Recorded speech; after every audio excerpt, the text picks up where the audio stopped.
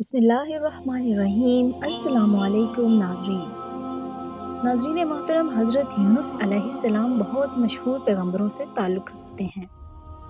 حق تعالیٰ نے انہیں شہر نینوا میں، جس کو آج کل دمشق کہتے ہیں، پیغمبر بنا کر بھیجا۔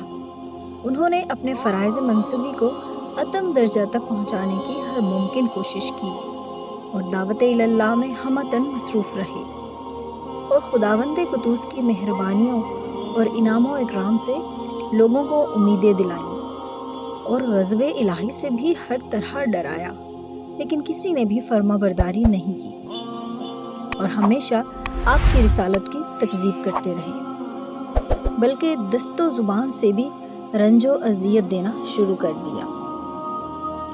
حضرت یونس علیہ السلام کی تمام قوم بت پرستی میں مدہوش تھی۔ حضرت یونس علیہ السلام ایک دن اپنے قوم کے بڑے مجمع میں جا کر قوم سے خطاب کرنے لگے۔ فرمایا، اے قوم، اپنے خالق ارض و سما کو چھوڑ کر کیوں بت پرستی کرتے ہو؟ اور اس میں تمہارے لیے کوئی نفع کی بات نہیں، اور نہ ہی کوئی وہ ضرر پہنچانے کا اختیار رکھتے ہیں۔ لیکن اس کے باوجود بھی ان کی ساری قوم حضرت یونس علیہ السلام کا مذاق اڑانے لگی اور کہنے لگی، ہم تیرے خدا کو نہیں مانتے۔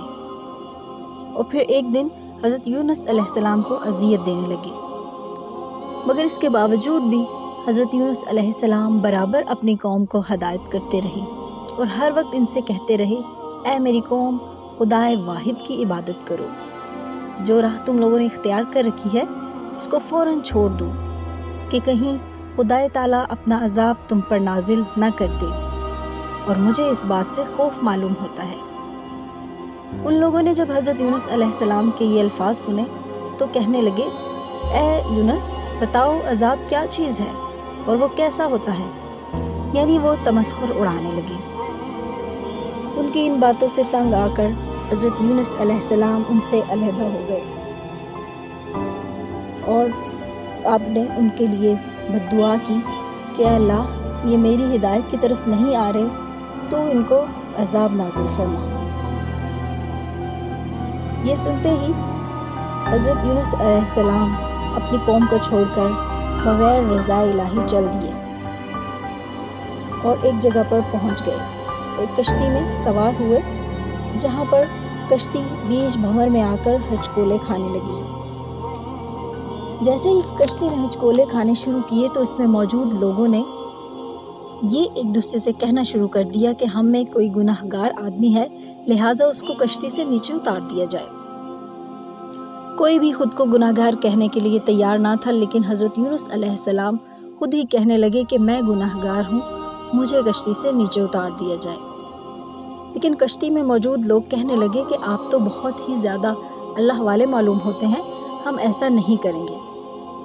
چنانچہ قرآن اندازی کی جانے لگی۔ 3 دفعہ قرآن اندازی کی گئی اور تینوں دفعہ حضرت یونس علیہ السلام کا نام نکلا۔ گویا تمام لوگوں نے اتفاق رائے سے حضرت یونس علیہ السلام کو دریا میں پھینک دیا۔ ناظرین محترم، ادھر جب حضرت یونس علیہ السلام کو دریا میں پھینک دیا گیا تو ان کے بعد پیچھے سے ان کی قوم پر عذاب آ گیا۔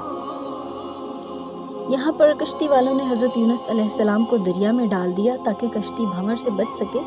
جب حضرت یونس کو دریا میں ڈال دیا گیا تو اسی وقت ایک بڑی مچھلی کو اللہ تعالیٰ کا حکم ہوا کہ میرے پیارے بندے یونس علیہ السلام کو ثابت نگل جا اور کسی طرح سے کوئی گزن نہ پہنچے۔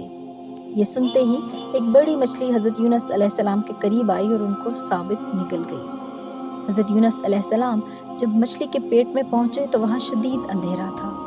اسی اندھیرے میں اپنے رب کو پکارا، توبہ کی، اور آپ کی توبہ آخرکار قبول ہوئی، اور وہی مچھلی اس دریا کے کنارے پر چلی آئی اور حضرت یونس علیہ السلام کو اگل دیا۔ جس جگہ مچھلی نے حضرت یونس علیہ السلام کو اگلا تھا اس جگہ پر کوئی سایہ وغیرہ نہ تھا، اور حضرت یونس مچھلی کے پیٹ میں رہنے کی وجہ سے کافی قوی ہو چکے تھے، ان کا جسم کافی نرم و نازک ہو چکا تھا، لہٰذا ان کو کھانے پینے کے لیے اور سائے کی اشد ضرورت تھی۔ پھر اللہ تعالیٰ نے وہاں پر کدو کی بیل کو اگایا، اور اس بیل سے حضرت یونس علیہ السلام نے اپنا کھانا بھی کھایا اور سایہ بھی حاصل کیا۔ اسی طرح اللہ کی طرف سے ایک ہرنی کو حکم دیا گیا کہ وہ روزانہ حضرت یونس علیہ السلام کو اپنا دودھ پلایا کرے۔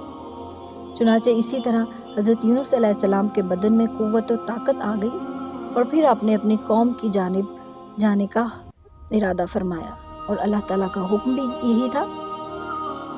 حضرت یونس علیہ السلام کے نکلنے کے بعد ان کی قوم پر عذاب آیا تو ان قوم کو احساس ہوا کہ حضرت یونس علیہ السلام سچ کہتے تھے۔ وہ اللہ تعالیٰ سے اپنے کیے پر شرمسار تھے اور توبہ کرنے لگے اور دعا کرنے لگے کہ حضرت یونس علیہ السلام جیسے عظیم پیغمبر کو ہمارے درمیان دوبارہ بھیج دے۔ لہٰذا جب حضرت یونس علیہ السلام مچھلی کے پیٹ سے آزاد ہوئے تو اللہ تعالیٰ کے حکم سے وہ اپنی قوم کی طرف واپس لوٹ گئے اور ان کو دوبارہ سے حق پرستی کی تعلیم دینے لگے۔ ناظرین، یہاں پر سوال پیدا ہوتا ہے کہ حضرت یونس کو مچھلی نگل گئی تو کیا پیغمبر کو بھی خدا نخواستہ سزا ملتی ہے؟